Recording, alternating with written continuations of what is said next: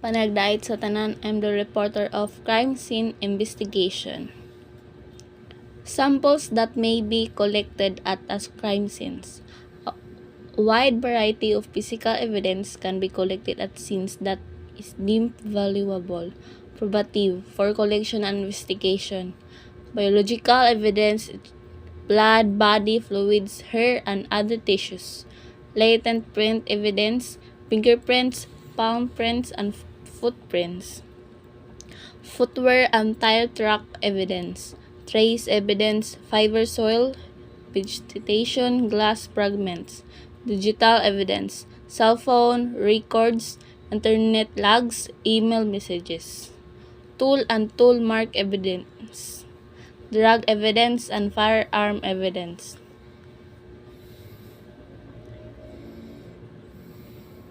The type of evidence collected will vary with the type of crime.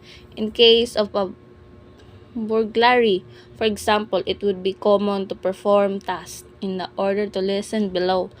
This will help ensure that evidence is not inadvertently damaged or destroyed. Photograph and document the scene. Collect trace materials, especially from probable points of entry. Collect low-level DNA evidence by swabbing areas of likely contact.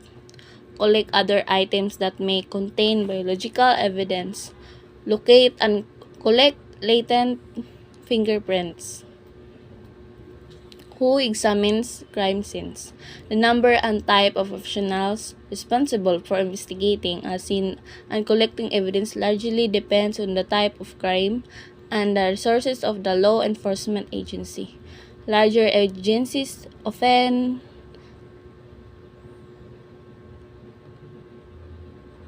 have dedicated, highly trained crime scene specialists, while smaller agencies may require that first responders or detectives process the scene in addition to their other duties. In many instances, a case will be investigated by a detective who is responsible for interviewing persons of interest and victims, pursuing leads, and piecing together the information that is developed from the materials collected at the scene. The detective works in tandem with a team of crime scene personnel, which will search the scene and collect the evidence. The crime scene investigation team may consist of crime scene photographers and evidence collection personnel specializing in gathering specific evidence such as latent prints, DNA, trace evidence, and the like. In the United States, there are no national requirements that must be met to serve as a crime scene investigator. However, investigators can be achieved for levels of certification through the International Association for the Identification that demonstrate their professionally. Certified crime scene investigator, certified crime scene analysis, certified crime scene reconstructionist, certified senior crime scene analysis. How a crime scene investigation is conducted. The circumstances that investigators encounter at the scenes will largely dictate the approach used to process the scene. A homicide will likely require different treatment and processing than a burglary. However, to ensure a true process, the 7 steps outlined below are often followed. These steps can be conducted in different order, combined, or even skipped altogether to meet the needs of the situation. 1. Establish the scene's dimensions and identify potential safety and health hazards. Investigators initially locate the focal point of the scenes, the main area of disturbance. This could be the ransacked bedroom, the area where an attack occurred, on the room in which a victim was found. Radiating out from the point, investigators establish an area that is saleable enough to likely contain all relevant physical evidence that may be present. It's easier for investigators to kundi the size of scenes at a later point to discover the sensitive evidence outside the scene has been damaged or destroyed by other responders, media, or onlookers. 2. Establish security. According to Lucard exchange principle, every person who enters or exits the scene will add or subtract material from the crime scene, so it's crucial to quickly secure the area. To control assist the scene may be cordoned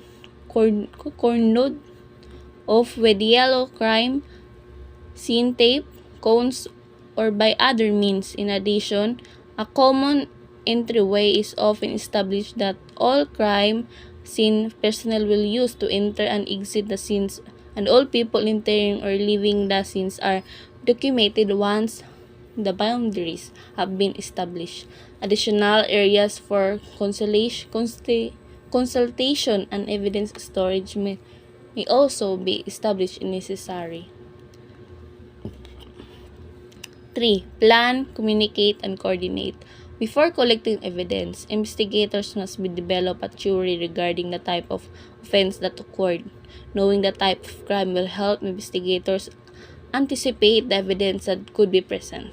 This may require gathering information from witnesses or persons of interest.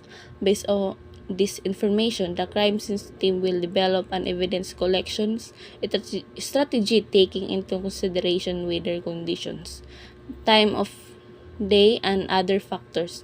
Additional forensic resources may also be requested to handle special situation. Number 4. Conduct and primary survey walkthrough. An initial survey of the scene is conducted to prioritize evidence collection.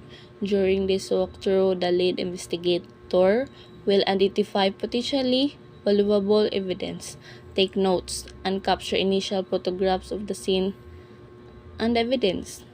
The crime scene is documented to record conditions such as whether lights were on or off, the position of shades and doors, position of movable furniture, any smells present, the temperature of the scenes, etc. To facilitate this process. Crime scene specialists may create an evidence-free pathway leading to the primary area of interest by conducting a thorough sweep for evidence in the area. 5.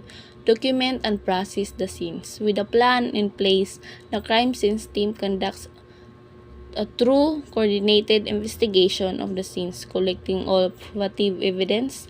This entails detailed documentation with digital and video cameras or, if available, 3D scanner. For some situations, sketches and diagrams are also created.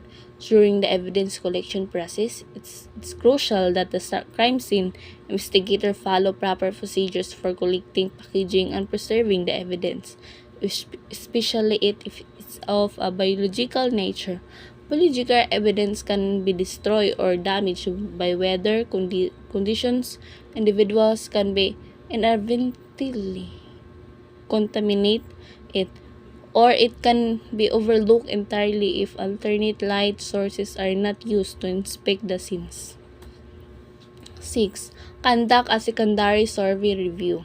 To ensure that the scenes has been thoroughly searched, a second survey of the area is conducted as well. Quality control step. 7. Record and preserve evidence. To make certain that all evidence is accounted for, an inventory log is created. The descriptions recorded into the log must match the photo of the evidence taken at the scene and the description included in the crime scene report. For instance, if a gun is collected, the serial number of the firearm in the evidence log must match the serial number shown in the photo that was taken of the scene. This paper trails establishes the chain of custody that will follow the evidence throughout the life cycle of the case. How and where tests on the evidence are conducted. The most probative evidence will be sent to either a forensic laboratory, or if the laboratory does not have an expert in that forensic discipline, to an outside analyst for examination to help identify the evidence that is most valuable. The crime scene personnel may conduct initial screening tests called presumptive tests at the scene. These tests can be useful in determining the type of substance present, whether it's a toxin or a drug, a stint that contains body fluids, or even whether a dried red substance found in the kitchen in the blood or ketchup.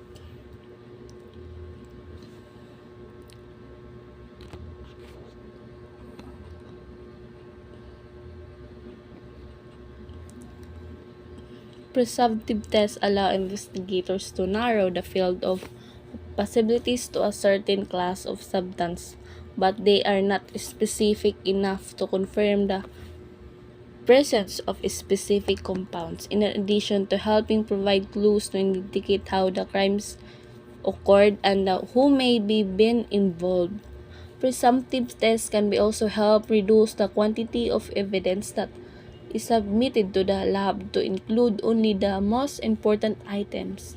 This helps to expedite processing at the laboratory.